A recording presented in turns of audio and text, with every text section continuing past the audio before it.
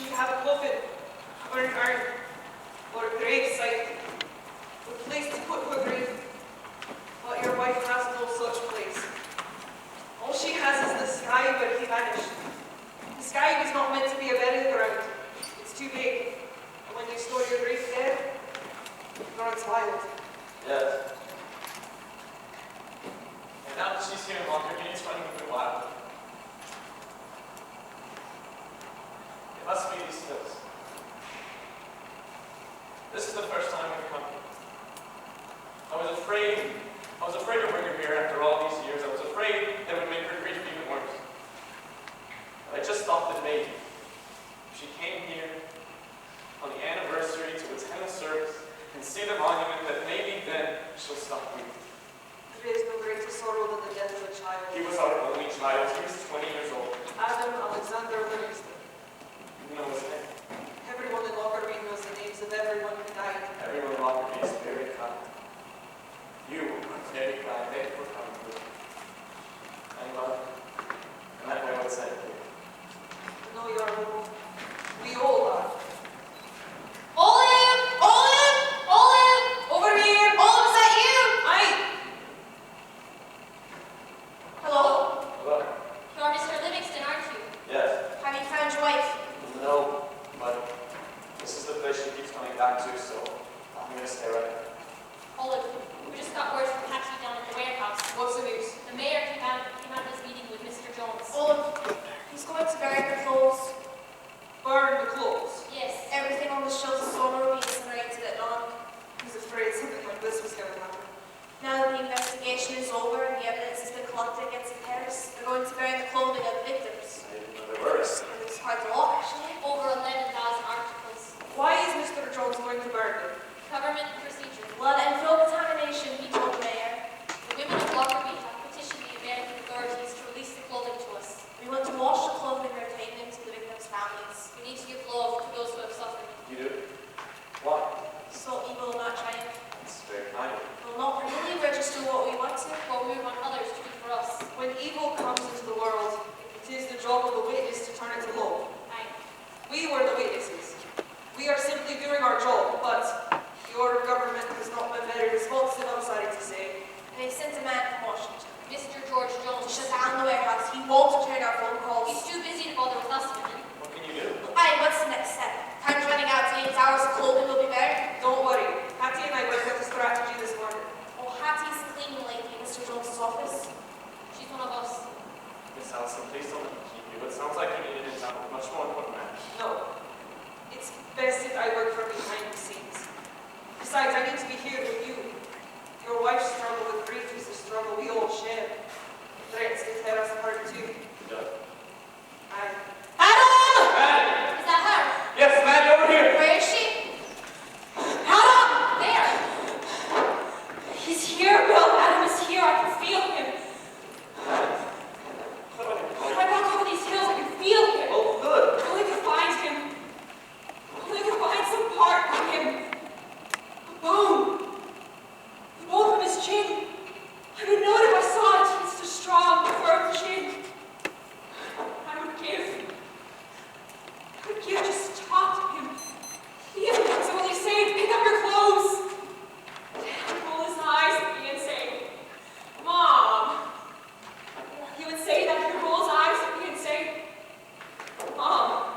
Yes, I remember. I also remember how mad you got when you did that. I never got mad. You always got mad. You soon can say, don't mom me. Where are you going? Find him. You won't find him, Maddie. There is nothing to find. The ball went off in the compartment under the seat. Everyone in that part of the plane is gone. You know There's that. got to be something of him somewhere. Maddie, please. Mr. Livingston, you cannot reason with grief. Look, you're right. What is she doing now? She's talking to herself again. She does that a lot lately. She goes over and over the moment she heard the news. Over and over the moment it was dead. May we talk to her? By all means, go ahead. Mrs. Livingston? Mrs. Livingston, may we talk to you? I'm going to talk to the crazy lady. Well, Maddie, please. We don't think you're crazy. I'm roaming the hills looking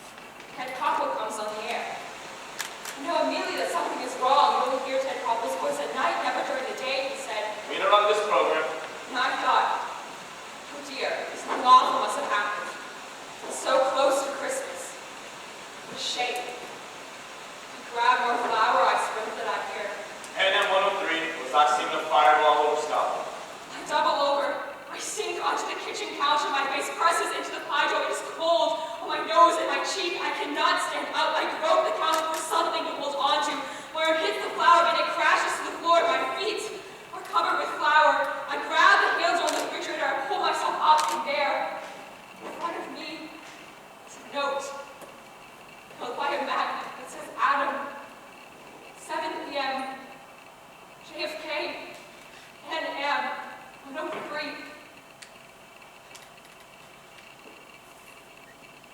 I live in New Jersey. I have 2 cars in the drive, and it's just nothing was happened to me.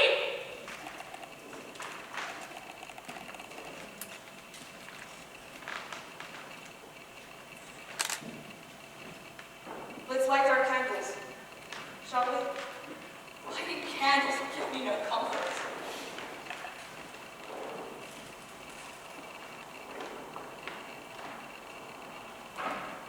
Mr. Livingston.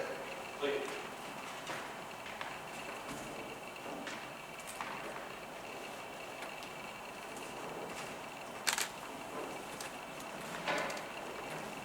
I was driving to the petrol station. I was walking the dog. I was baking a pie, like your wife. Suddenly the sky turned red. The ground shook. The pie fell. A tree at the end of the lane burst into flames. I ran to the I door. stumbled I brakes. turned and looked. My neighbor's rose garden was on fire too. Green bushes, complete buds of fire with the flowers shooting. I jumped out of the I car. ran into the house. There, on the top of the hill, was a suitcase. A red suitcase, sitting there as if someone had set it down. People were running from their houses, screaming and crying. Gordon McPherson was kneeling in the street, holding the body of his daughter. His wife was beside him, pushing her fist into her eyes. When I got to my house, the lights were still on, but the roof was gone. I unlatched the gate and stepped into the yard. Someone yelled, Don't go in but there! I didn't listen. I had to see what had happened. I pushed open the door, and there, inside the living room, was a pile of bodies. 71 bodies, still strapped to their seats. We saw the wreckage. The things they couldn't show on the telly. We saw the bodies. and the body parts. Strewn like litter along the streets. And We saw the faces. Oh, the faces. The faces of the dead. It's the faces that haunt me the most. Some had been asleep when it happened. Their faces were peaceful, But but others were awake. Their faces were frozen in horror and disbelief. They knew. yes, they knew. You could tell they knew what was happening. I should have let him study in London. I never should have let him go so far from home. He was too young to go so far from home. I should have just said no. I should have just said no. No, you cannot go. And why? Why did I choose Pan Am over Delta? There were 2 boxes in the application form. Why did I just check the box for Delta? You didn't like the dancer. I should have said no. You cannot go to London. You let him go because you loved him. I should have let him stay. I should stay with his friends. Madeline, stop. This tragedy didn't happen because of you. Get a hold of yourself.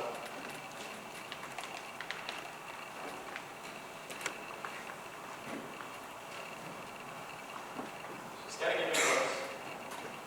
Our lives are made of choices. Hundreds of little choices that determine our fate, each with a consequence we cannot see. Check the box for Delta, and your son lives. Check the box of Pan Am, and he dies. Sometimes I wonder if the choices you make are yours at all. Or to be made by something else, something greater. My My God. yes. Sometimes it seems that these things are fated. Fated, yes, meant to happen. And sometimes it seems that they're not. Sometimes it seems that they're not meant to happen at all. They just do. For no reason. Will I never meet his killers? I will torment them. I will inflict on them the measure of pain they have brought to me. Matt. They should suffer. At the very least, there's something cheap with the suffering they've You caused. can't repay endless suffering. Yes, you can. You know how? With endless pain. That's how. Let me tell you, pain. It's a gentle word to describe it. I would do it if I ever got the chance. Madeline, stop.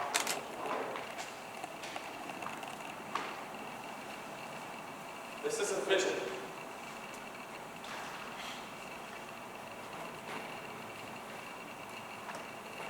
We came here to find peace. Want justice. You won't find peace until there is justice. That's not justice, that's revenge. Those men killed your son. They killed 270 people. They destroyed our lives. I know. How can you be so calm? Because rage won't bring it back, honey. Look, I know you're I angry. didn't deserve this. No, you didn't. None of us did. and life's not fair. And at some point, you have to be the one to realize that, and you have to be the one to move on. Move on? To what? What is there in a day that's worth moving on to? Breakfast? Lunch? Dinner? Drive in the car? Talking in the phone? Playing bridge? No. I don't know how anyone can move on after something like this. I moved on. You didn't love him as much as I did. Meg. You did. You wouldn't have gotten over it so fast. That's not true. You know that's You not true. cleaned out his room. You gave away his belongings. I did that to help you. You just go on as if nothing has happened. And what am I supposed to do, man? Stop living and spend my days weeping on the couch like you? You didn't cry at the funeral. You didn't cry when you got the news. You didn't cry at all. How could I, Patty? I had to do everything. I had to do everything to keep you from falling apart. I had to send the medical records to Scotland. I had to talk to the friends and neighbors. I had to talk to the reporters who stood on our lawn with cameras taking pictures of my grief. I even had to take his Christmas presents back to the mall because you couldn't stand the sight of the truth. Do you know what that was like? Can you even imagine? Try to imagine it just for a moment.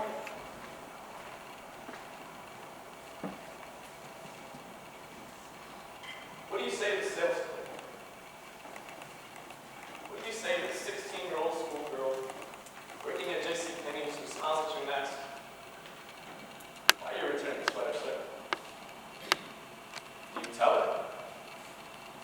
What do you say to someone so young and so innocent? This was for my son, but he died. The plane he was taking home for Christmas crashed. He was blown to bits by a bomb. What do you say to the girl with red and green ribbons in her hair? I said, my son, I cannot tell her, I cannot show my grief, because to do so would be to take her innocence from the world. I said, my son doesn't need it anymore. And then I breathed a sigh of relief, because I think I've gotten through it, but I haven't. No, it doesn't stop there. She smiles and asks, would you like to exchange this gift for something else? Yes, I would, what I would do to exchange this for something else. But I say no. No, thank you. Your store doesn't carry what I want or what I need right now. And then I go to the next store to return the nightgown. And the next store to return the bathrobe and the blue jeans and the bike coat. I go to 6 stores before the day is through. And have that same conversation in every single place. She's right. I didn't show my grief, I couldn't. I had to keep myself numb just to get through it.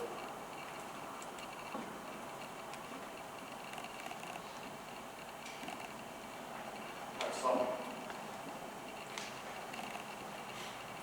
Oh God, what's it? There's an order in this world.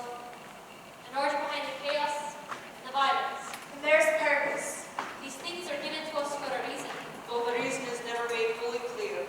They are given to us so we may learn and grow. And no one is given a burden they are unable to bear. We have to trust in this. I believe that behind the suffering of the world, there is a purpose to everything. I want to believe that. I want nothing more than believe that this has happened for a reason. But I can't. I just can't. And they don't. The events of the world, the horrors, just happen. And they happen for no reason.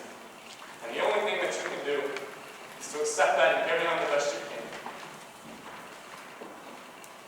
And if there is a God, and sometimes when I lie in bed at night, I think that there isn't. But if there is, he is absent from the world.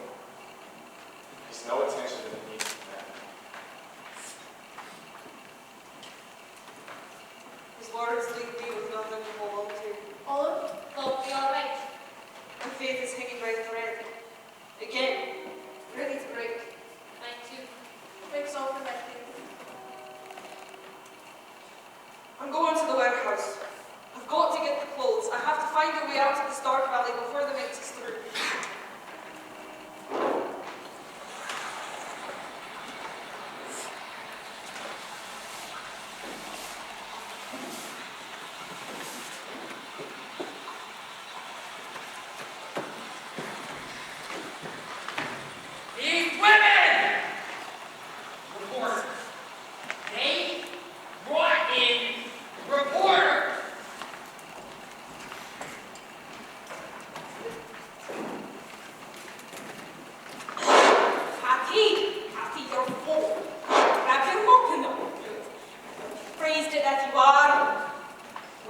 almost goes back to the whale house, but